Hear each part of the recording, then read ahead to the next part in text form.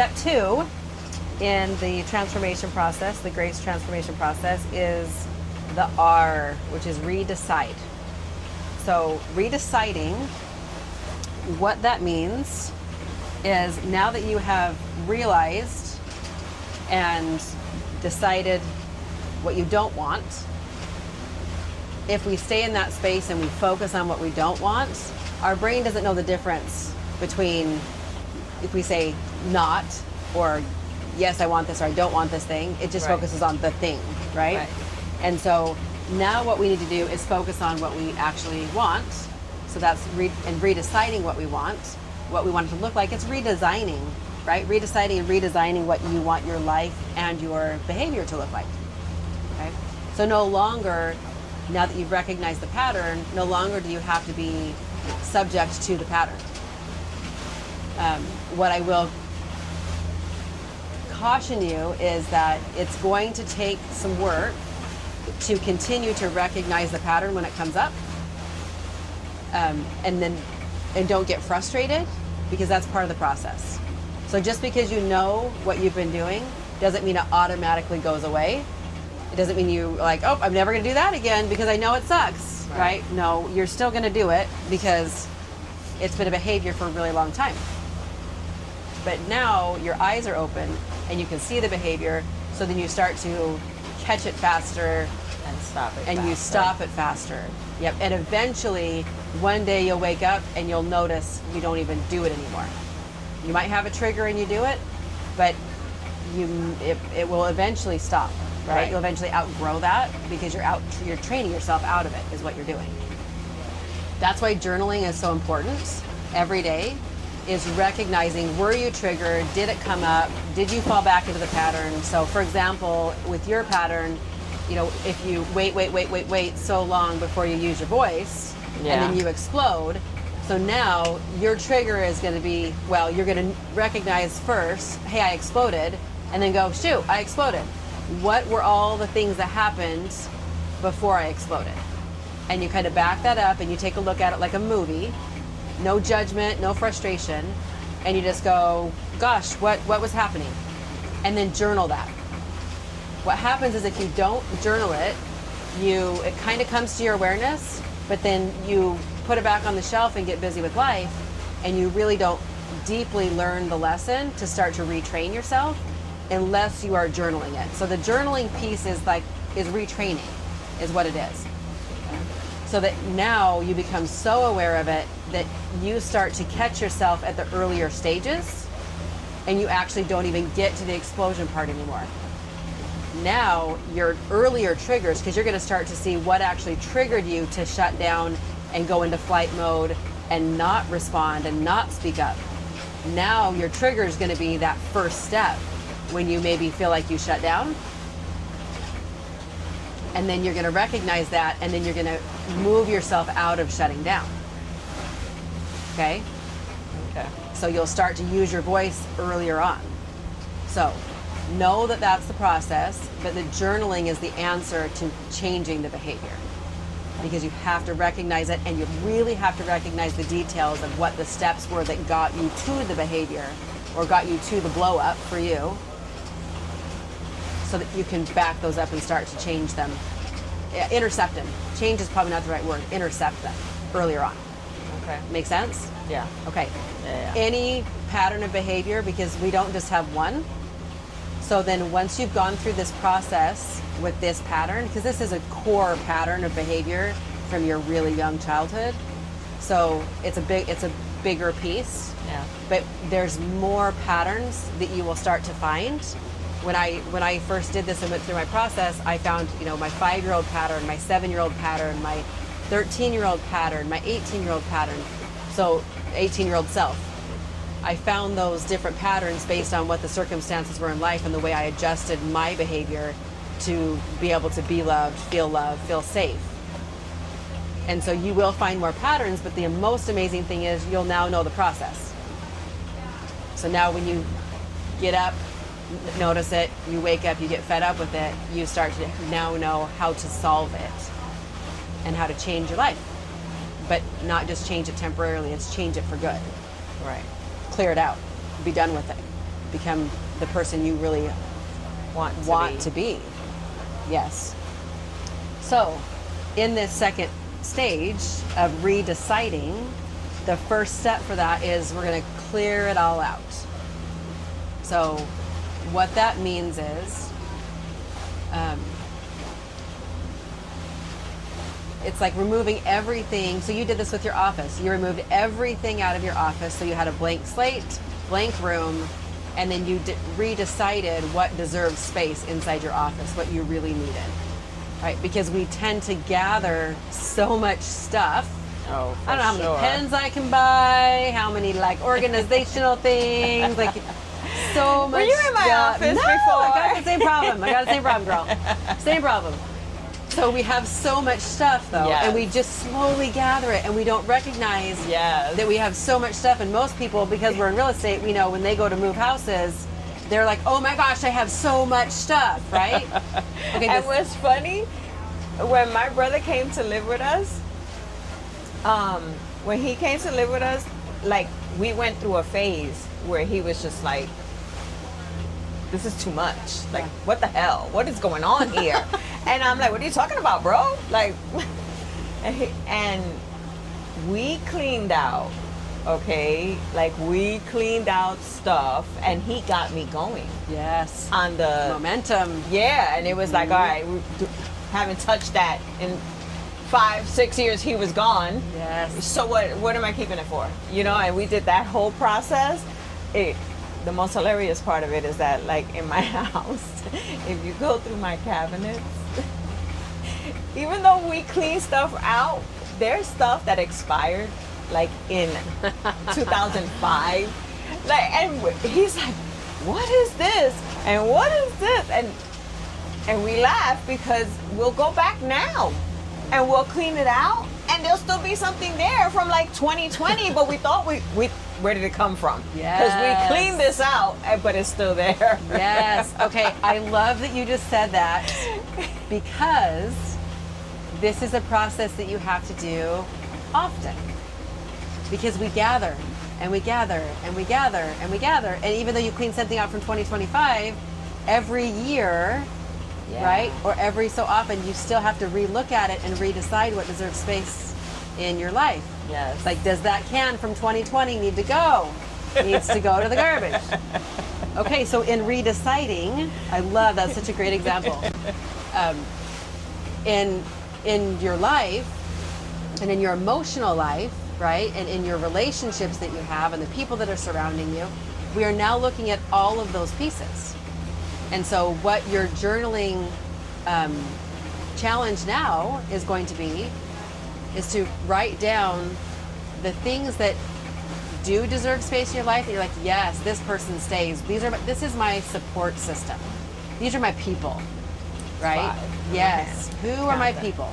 Yeah. And so who surrounds you, who supports you, who is on your team, and this will change. This is why we redecide.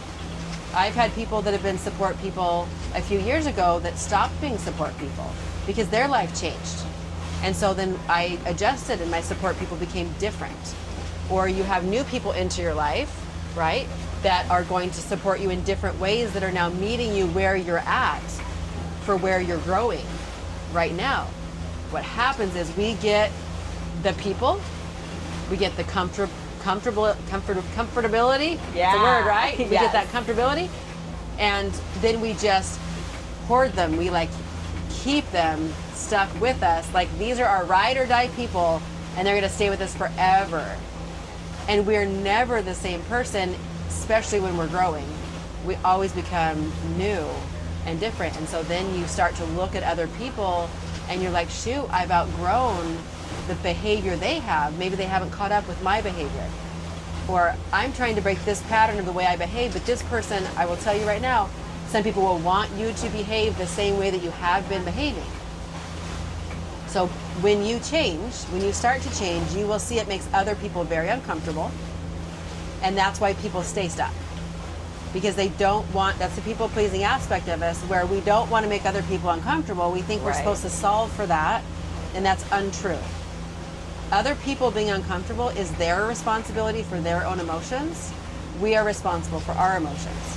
So as you're going to make change, it will cause other people to feel uncomfortable, and they're either going to, one of three things, they're either going to, stick by your side and be like, yes, let's go. And they don't have to do the same thing as you necessarily, but they're here to support. They're either going to not like it, but eventually agree with you and support you, or they're going to fall away. Only one of three things is going to happen. And some people will fall away. Some people, including family, I've had some family members where it's been distant during my transformation because it's made them so uncomfortable. And they can't handle what's uncomfortable right now because of where they're at. It's not because of where I'm at, it's because where they're at, right? So in the aspect of me having the conversation with my mother, I just need to have the conversation. Yes. For me. Yes. So you're not carrying around the emotional baggage that's clogging you up. You have to clear it. And you need to know you're doing work to be able to have this conversation with your mom. And when you go have the conversation with your mom, she's going to have her reaction. Of course she's going to have a reaction. She's going to have her own set of emotions for what's going on for her right now, for the way she experienced life, for the way she experienced life being a mother. You have no idea, really, what her emotional experience was with what she thought she was doing right or what she thought was her best. And then when you come in and you're like, man, this is how this affected me, or whatever the conversations that you want to have with your mom, what does that look like for you? What do you want to communicate to her? I mean, I want the relationship to change. I don't want to feel, I don't know if it's animosity, if that's the right word. Anger? Yeah. Mm-hmm. Well, anger too, but again, I would never show anger.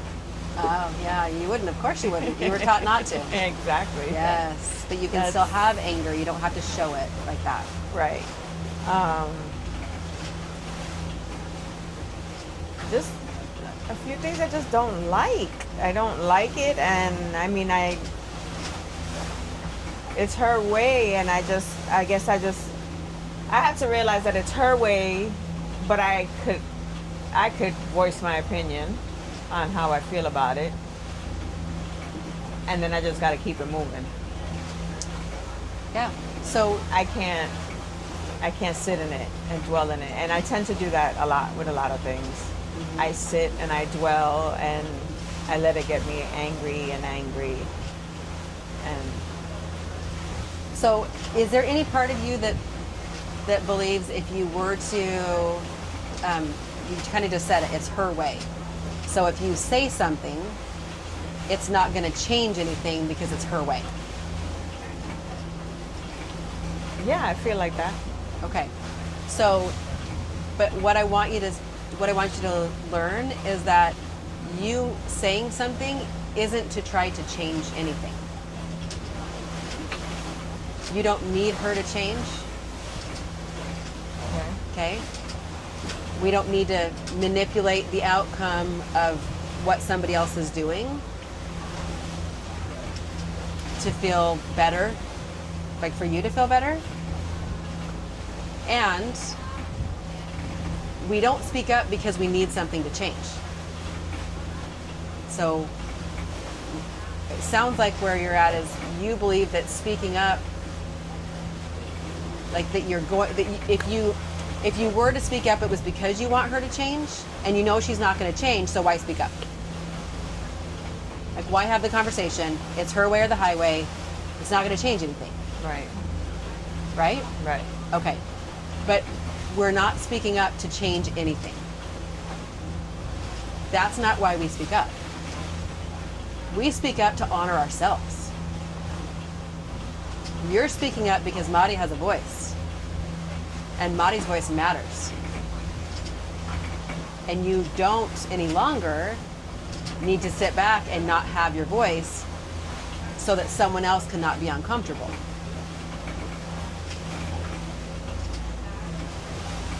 Okay. How does that sit? What are their thoughts? Okay. You just give me more perspective on things. Okay, so talk about it. What does that mean? Yeah, I mean, I just have to be able to speak my mind and not expect anything. Just get it off my chest so I'm not harboring it. And just so I'm heard and my opinion is heard and my thoughts are heard. And people can realize I'm here and my thoughts matter. And what do you want? What needs to be heard from Audie? That I don't want to be the stay quiet, dish it out, you know, in a bad way, people pleaser. That I want to be taken care of sometimes. I want my feelings to be in consideration. I don't want to be the one always fixing and having to settle because I'm fixing for somebody else to be happy or not to get offended or cry or... I don't want to feel guilty anymore for the stuff I do. Yeah. And So- I shouldn't deserve to feel guilty. No. No one does. No one does. There doesn't need to be guilt. Right. So you winning, call that you winning, right? Like you having your voice heard, you saying what your needs are and that you would like your needs met, like as a mother, Right. right? Let's say with your mom, and that in that relationship, it doesn't have to come out like, here's all the things that you did wrong in my life and I'm the way I am because of you.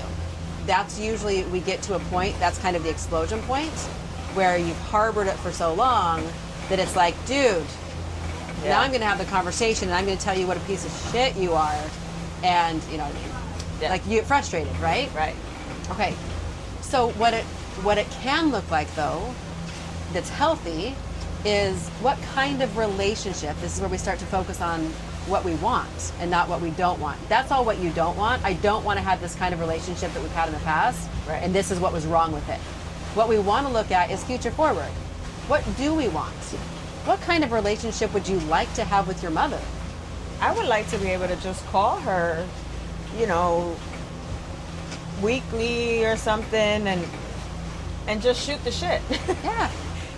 Not talk about anybody's health or anybody's problems or anybody's going through this or that.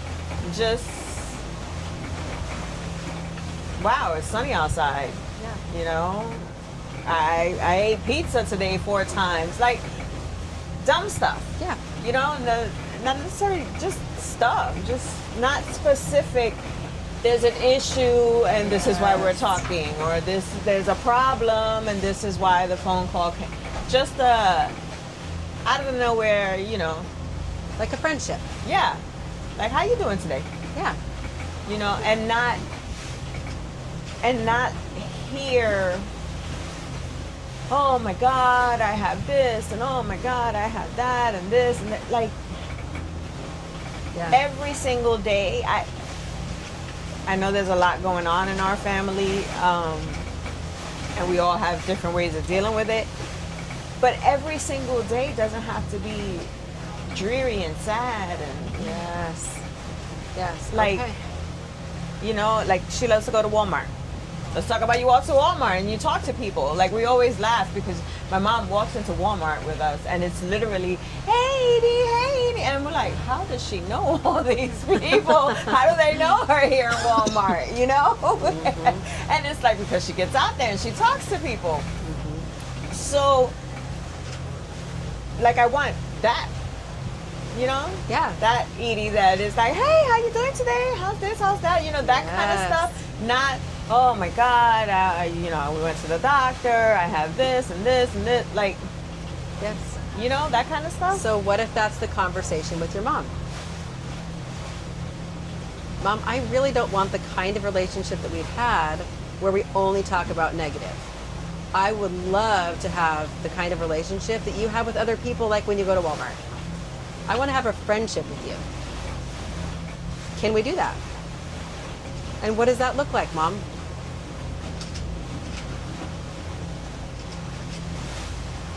Okay. I'm open to that. Yeah. And there's no attacking. There's no, Mom, you did things wrong. I don't like how you do, just, it's what kind of relationship do we want to have? Can we have this relationship? I would love to be friends with my mom as an adult. I want to get to know you as an adult and have you get to know me. What are things that we could do to get to know each other?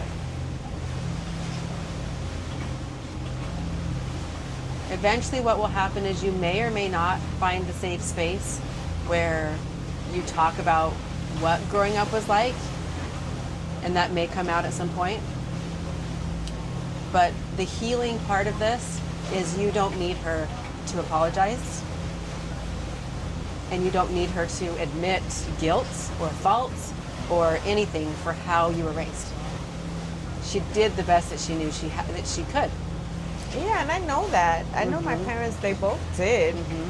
My dad, he did everything for us, and I'm grateful. I'm grateful Right. for all of it. I'm not. Right.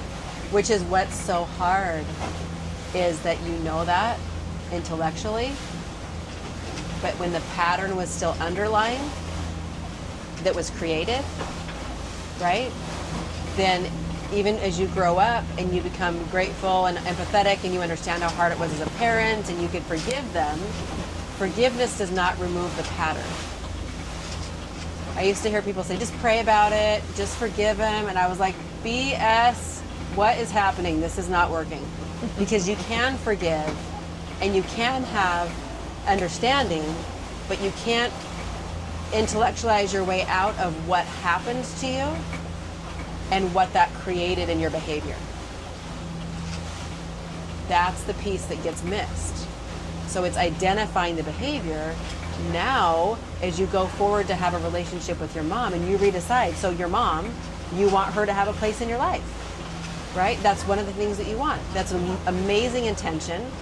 And then you look at how can I do that now?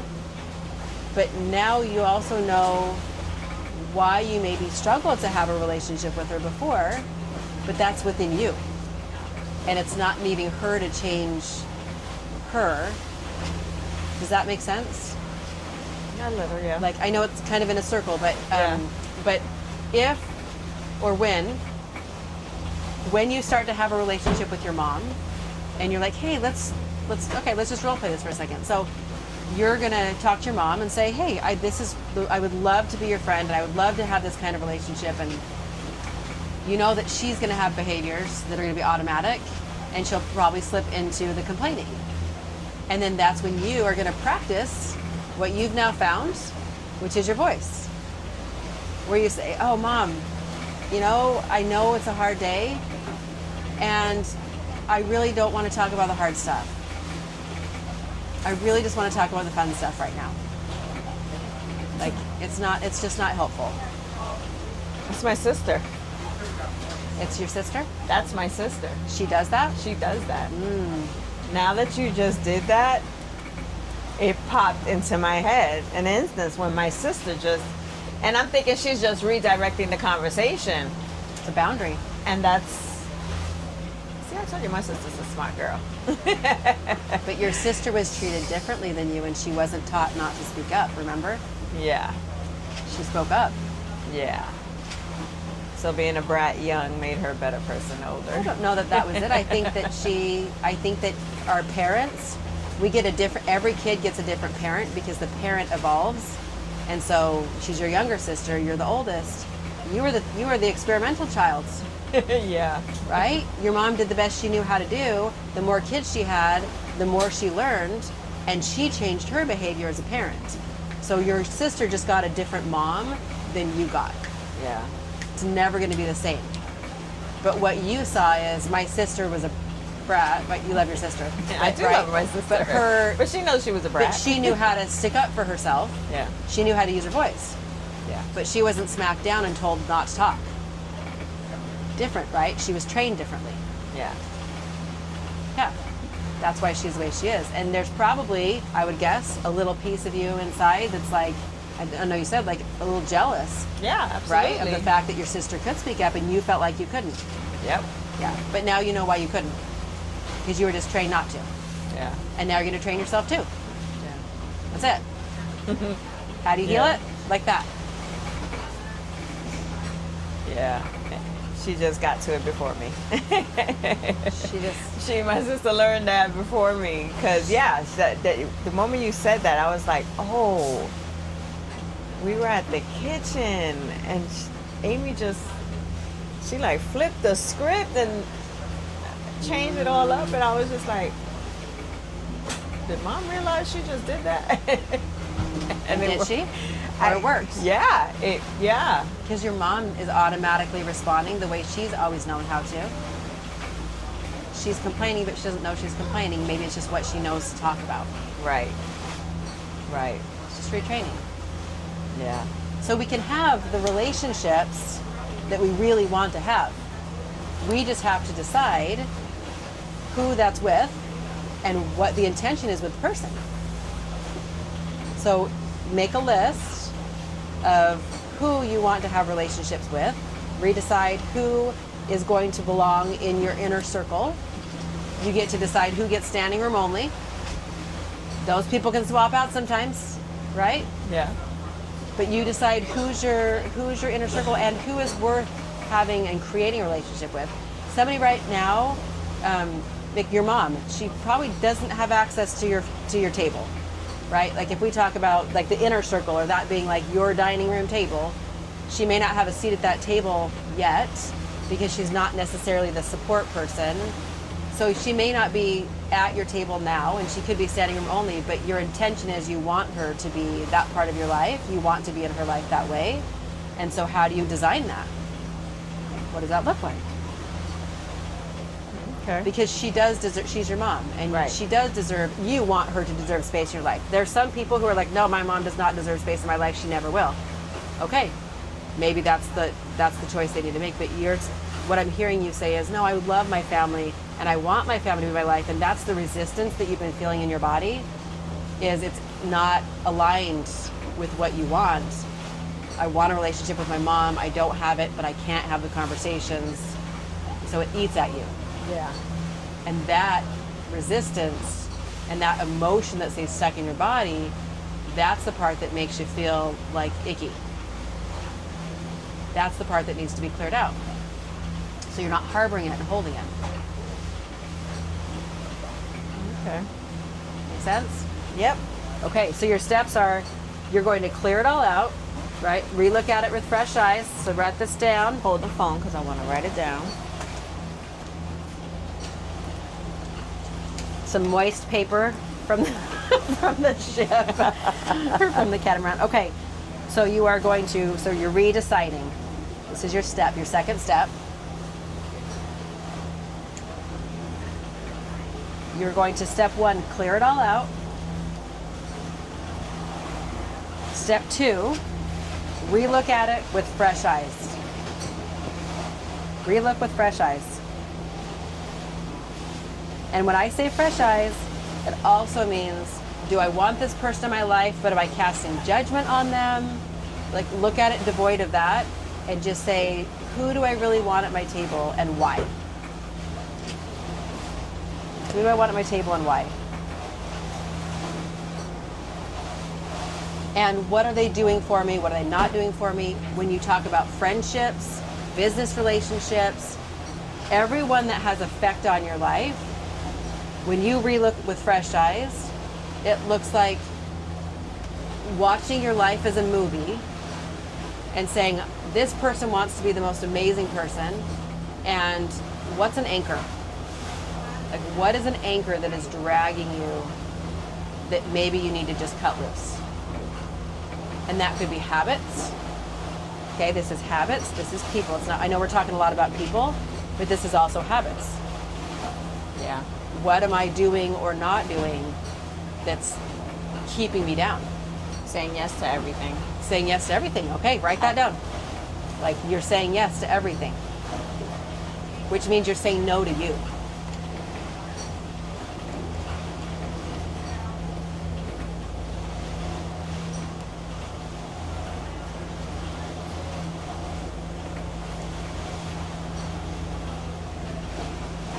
Okay. Yeah, because I'll just say yes, yes, yes, yes, and then I put my stuff to the back burner and I'll forget about it, or I won't get it done. And So the question is, what are you getting from saying yes to everything? It's not why, it's what are you getting from it, because that's the thing you're seeking that you then need to satiate for yourself.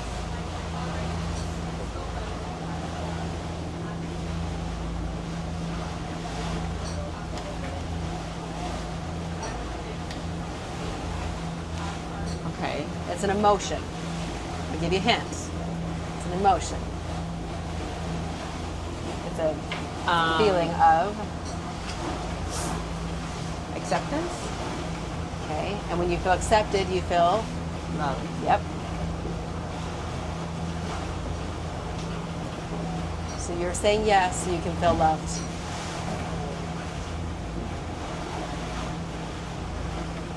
Okay. Okay. But what you learn is you love you so much, you don't need to say yes to everybody else. You get to say yes because you want to help, or you want to do something, or it fits in your schedule and it's the right time and it's the right person. But you love you, so you don't need that from anybody else. That's the work of self-love. So it's like,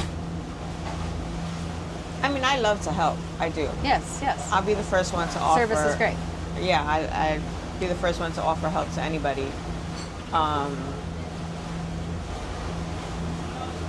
But I do find myself sometimes I say yes to things and then I'm overwhelmed. Yep. Because you're jumped to say yes to serve somebody else. It is like when you're in a desert and you're like, where's the water? And then you're gonna like, you really need it. You really find it, and then you like overdo because you're so devoid of it. Is that a word, devoid? I'm gonna Google that. If not, I totally just made it up. We'll go Urban Dictionary on that one. Yeah. But maybe it's just void, I don't know. But when you when you don't have that deep self-love, you will continue seeking outside of yourself to feel loved. You will need your mom to change behavior so that you can feel love from her. You need to do things for other people so that you can feel love from them. It's like your cup is so empty that you're looking outside of you to fill the cup. So this is another awareness piece. Okay, this is another layer to this.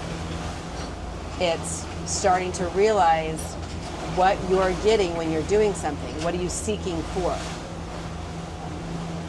What are you seeking for? Because so the way to find awareness around this is when you get overwhelmed, this is the first thing that's gonna happen. You're not gonna know you're doing it. You're gonna get to overwhelm. And then you're like, shoot, I'm overwhelmed. And then you're gonna have to write that down in your journal.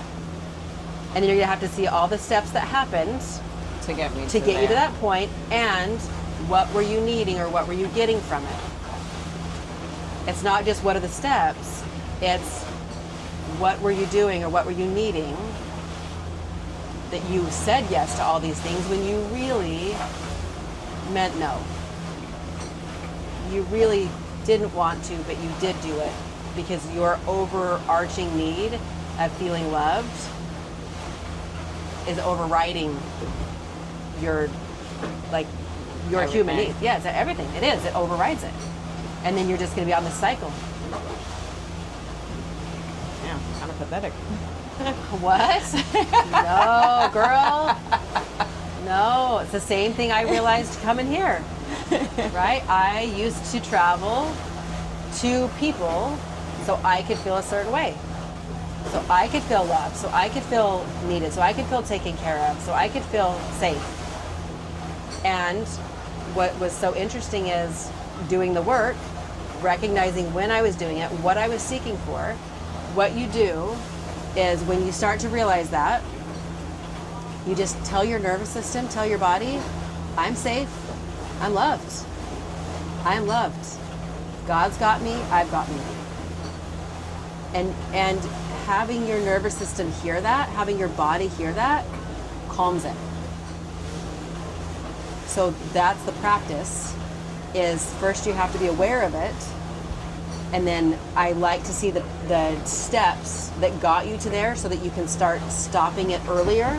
Right? So that we start interrupting the pattern sooner, so that eventually there's no more pattern. So that's why that part's important. But at each of the steps, when you realize that you did it, tell yourself whatever it is that you're seeking for, whether it's safety, whether it's love,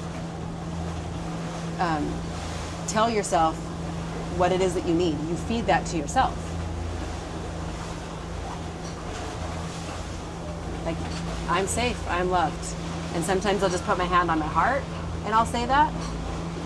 There's been times where I've had a traumatic, a trauma response, and my body's like, gets tense. I don't know if that's ever happened to you before, and you might notice that this might happen. I started noticing things like that. Oh, we talked about that. Ever since we started having these conversations, I started noticing, like when the trip came up, when when it was becoming a reality. Yes. You know, it was just talk, and then all of a sudden now it was becoming a reality. I felt myself getting anxious, and I felt my stomach, like literally my stomach was just like, whoa, tossing and turning, and then I felt it inside, and I noticed it. Like normally I get anxiety and I'm just like, okay, I'm getting anxious, but I literally felt it in my stomach. Yeah. I was like, oh shit, this is happening. Yeah. And it was anxiety that turned into excitement. Yes. So it was like I was stressing, okay, how is it gonna happen? I want it to happen, but then slowly I started noticing that, like when you would talk about it and on class or whatever, when we were on class, and you would talk about it, the beginning conversations were anxiety, but then as we kept going, the weeks kept passing, it was more excitement. Yeah, and happy. I was feeling really happy about it, and that feeling was different. Yes. There was no my gut crunching and like like, oh my God. It was more relaxed. It was more like, yay kind of thing. So yeah, I've noticed that I am starting to pay attention to how I'm feeling when I'm feeling the feel, like however. And pay attention to how you feel when you feel the excitement and the happiness and the joy too. Just get really good at that mind-body connection. We're so disconnected. Yeah. Because we move on to things so quickly that we don't stop and go, how am I feeling? What does my body feel like? How am I feeling, and what's going on right now? Yeah. And like when I realized it, it was like, aha, that's what she's talking about. Yes. So now now you're consciously aware of it. Right. Exactly. Yes. Yeah. Because in the beginning, I'm like, how do you feel? How do you know what you're feeling? Like, my body. What does that mean? Your body. My body doesn't feel nothing. What are you talking about? I just get anxious. Lisa's so weird. We're supposed to be talking about real estate, and she keeps talking about my body. What's happening? What's happening? Yeah, but then when I actually felt it, I paid attention and I felt it. I was like, that's what she's talking about. Yes. Yeah. Listen to yourself. Yes. Okay. So you can. So the step we're talking about there is whatever it is that you are you're doing, you're seeking for something, seeking to feel a certain way, and it's not always a bad thing. Right. But if we're seeking outside of ourselves to try to fill a void, it's coming from a needy place. It's coming from a victim place. It's not coming from our most powerful, healed self. So we want to come from the powerful, healed self, where it's like, right, then we're not just in need and taking crumbs from whatever we can get. Right. That's when we become a lot more discerning about what we're choosing to do every day, where we're spending our time, what clients we're going to take, who we want in our life. So the third step in that process is just decide what deserves space. Just decide. You just decide what deserves space.